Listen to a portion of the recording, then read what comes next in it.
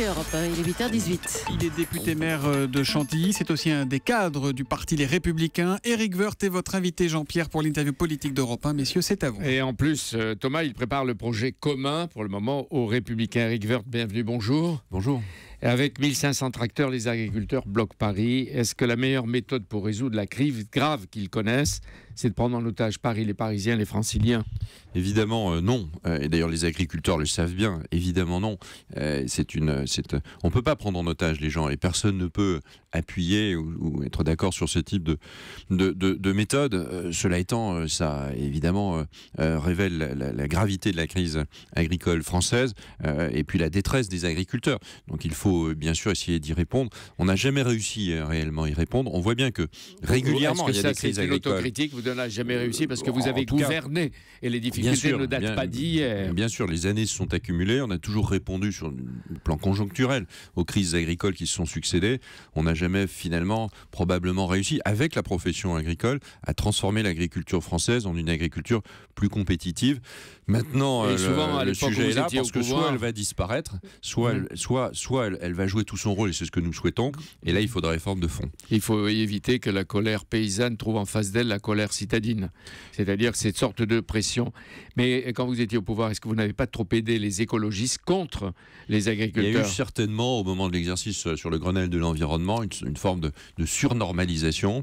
On voit que d'autres pays ne le font pas. On transpose des directives européennes en exagérant leur portée et on crée une agriculture française qui n'a plus les mêmes armes pour lutter que d'autres agriculteurs. La compétitivité, c'est majeur, alors que le monde entier devra évidemment nourrir de plus en plus de bouches. Donc la France a un rôle majeur à jouer dans ce domaine-là et les agriculteurs le savent bien. Il faut eux-mêmes d'ailleurs qu'ils organisent mieux leur filière, qu'ils investissent. Monsieur Belin l'a d'ailleurs à juste titre dit. Il faut que les distributeurs et les transformateurs... Il ne faut pas qu'ils se contentent de demander 3 milliards alors qu'il a reçu 600 millions pendant l'été, le mois de juillet.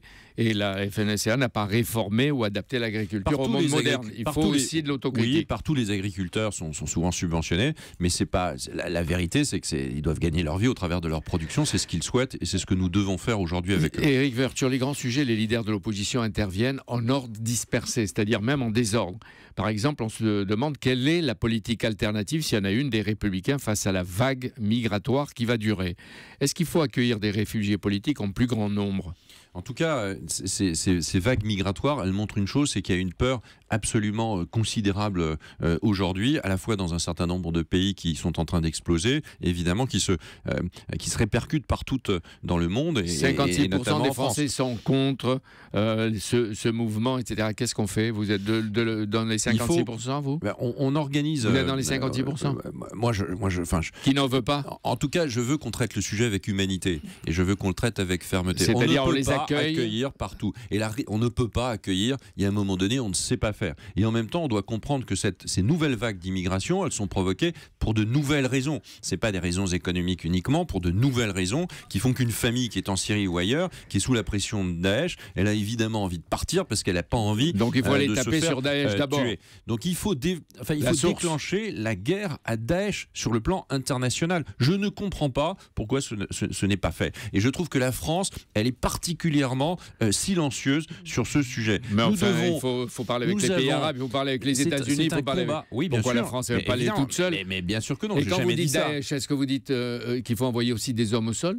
Mais évidemment, c'est l'État islamique, c'est un État, c'est comme ça qu'il se présente. Il est en train de partout faire en sorte que l'inhumanité est en train de gagner contre l'humanité. C'est l'humanité qui doit gagner. On a tous nos modèles de vie, nous avons énormément de pouvoir et de puissance militaire. L'ensemble du monde entier peut à un moment donné écraser une vague de terrorisme qui est en train de fragiliser l'équilibre mondial. Et les Français, ils ont peur du chômage, mais ils commencent aussi à avoir peur, non pas uniquement de l'insécurité du coin de la rue, mais de l'insécurité totale qui est celle qui menace notre mode de vie. En attendant, pour l'économie, est-ce que les migrants sont une chance ou une difficulté ou un risque pour l'économie et pour la société? En nombre raisonnable, c'est une chance. Aujourd'hui, compte tenu de ce qui se passe, ça devient évidemment une menace pour l'ensemble des sociétés européennes. Mais vous m'avez pas répondu. La réponse, elle est européenne et elle est mondiale. Est-ce qu'il faut accueillir davantage de réfugiés politiques en France? Il faut accueillir les réfugiés politiques, mais il faut le faire avec nos capacités d'intégration. Aujourd'hui, on ne peut plus accueillir des gens sur notre sol qu'on ne sait pas traiter. Regardez, l'Allemagne est souvent votre modèle. hein, vous la citez, Madame Merkel, etc. Regardez ce qu'elle fait. Est-ce qu'aujourd'hui l'Allemagne doit assumer, même si elle a des problèmes complètement différents, etc., la plus forte partie du fardeau? Mais tout le monde doit assumer ce fardeau d'une certaine façon. Mais il n'est pas question de créer des quotas, ce genre de choses. Ça n'a pas de sens. Il faut modifier Schengen. Il faut modifier Schengen. Il faut l'appliquer. Oui, enfin, il faut l'appliquer. Bah, justement, il faut le modifier parce que c'est inapplicable. Il faut qu'il y ait des politiques aussi migratoires qui soient à peu près cohérentes dans l'ensemble des pays d'Europe. C'est pas le cas. Donc vous avez des frontières qui sont au fond cohérentes, c'est Schengen, et puis en même temps des règles internes qui ne le sont pas. 3000 migrants. Je trouve d'ailleurs qu'il y a un énorme silence du Parti socialiste sur le sujet, parce qu'on est en train de parler d'humanité, on est en train de parler de migration, on est en train de parler d'États qui explosent ici ou là, et il y a un silence du Parti socialiste et du gouvernement qui n'est pas acceptable. C'est une plaisanterie de votre part. Parce que non, c'est pas une plaisanterie. Du côté des Républicains, on n'entend rien. Vous êtes en train de réfléchir, et le 16, vous allez réfléchir à ce que vous devriez faire. Non, vous en êtes faux. au stade de la réflexion. Non, c'est faux. On a fait beaucoup de propositions dans le domaine de l'immigration, on va continuer à le faire. Il y a des problèmes de tout type sur l'immigration régulière et irrégulière, et évidemment on apportera 3000 migrants tournent autour de Calais. Si vous étiez au pouvoir, qu'est-ce que vous en feriez? Il faut discuter avec les Anglais, il faut éviter qu'ils arrivent à Calais. Le vrai problème, c'est pourquoi ils arrivent à Calais. Le vrai problème aussi, c'est l'attractivité de l'Angleterre. Toutes ces questions, elles doivent être posées. C'est aussi de traiter leurs demandes et les traiter si possible avant qu'ils n'arrivent sur le sol européen. Le président de la République, il y a des pouvoirs de police internationale pour lutter contre les passeurs. A confié à Françoise Fresso ses regrets d'avoir supprimé la hausse de la TVA sociale décidée par Nicolas Sarkozy. La gauche s'étonne, certains protestent. Les Républicains y voyaient un calcul. Reconnaître ses erreurs, est-ce que ce n'est pas une force ? C'est une énorme faiblesse quand on est président de la République, parce qu'il vient de reconnaître qu'il a menti pendant 3 ans aux Français sur le sujet majeur qui est le sujet de l'économie. Son mea culpa, c'est la preuve d'un mensonge. Bah oui, bien sûr. Ça veut dire je vous ai trompé. Je vous ai dit que la meilleure des politiques allait être employée contre le chômage. Enfin, c'est pas une plaisanterie quand même. On est sur un sujet majeur pour la société française. Et je me suis trompé de politique économique. Moi, je veux bien, mais enfin, il y a des limites. En 2018, il reconnaîtra qu'en 2015, il s'est trompé.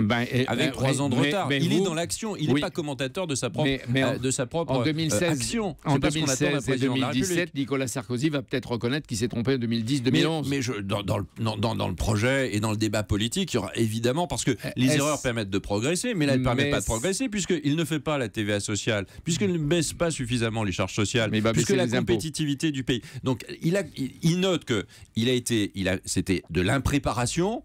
Et aujourd'hui, on est dans l'improvisation. Je ne suis pas sûr que impréparation et improvisation soient les deux meilleures méthodes pour gouverner le pays. Le meilleur moment venu, Nicolas Sarkozy dira, lui, où il s'est trompé, il exprimera des regrets. Par exemple, il dit dans sa lettre aux Français, mon premier engagement est celui d'une démarche de vérité sur le passé comme sur l'avenir. Le moment viendra aussi de son inventaire critique. Moi, je ne suis pas pour les inventaires. Je lui demande, je sais que nous avons besoin de crédibilité. Nous avons besoin de retrouver de la crédibilité auprès des Français. Et les Français nous disent aussi, qu'est-ce que vous allez faire, mais comment vous allez le faire et pourquoi vous allez le faire. Et ça nécessite évidemment de regarder le passé, d'utiliser le passé pour progresser, de dire qu'il y a des choses qui n'ont pas été faites, qui doivent être faites, et puis il y a d'autres choses qui ont été faites. Mais quand vous êtes président de la République, vous n'êtes pas en train sans arrêt de vous regarder le nombril, à savoir si vous avez réussi ou si vous n'avez pas réussi. Mais il ne corrige pas. Et demain, il fera le mea culpa sur le fait qu'il n'a pas réformé le Code du travail. Sur ce qui est un moins pour François Hollande deviendrait un plus pour Nicolas Sarkozy. Sur le Code du travail, vous venez de dire le Code du travail, pourquoi vous ne l'avez pas réformé? Parce que vous dites il faut. Mais d'abord, on l'a en partie réformé. Mais d'abord parce que les choses viennent en son temps. On a réformé les retraites, on a réformé l'université, on a lutté contre la crise. Beaucoup de choses ont été faites. Aujourd'hui, il faut réformer le marché du travail. On le demande aux Grecs, je ne vois pas pourquoi on ne le demanderait pas à la France. Il faut réformer le Code du travail. Dernière chose, nous allons le faire. S'il vous plaît.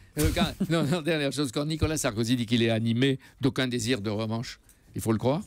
Je crois qu'il faut le croire, oui. Il est animé d'un désir d'unité. Et ça, c'est extrêmement important pour notre famille politique, parce que c'est celle-ci on va rigoler avec la photo de la Baule. Vous allez tous on va pas rigoler, parce que la photo de la Baule, elle montrera que d'abord, il y a un exercice d'unité au sein des Républicains. Il est plutôt réussi aujourd'hui. Merci beaucoup, Éric Woerth, d'être venu en direct sur Europe 1 ce matin.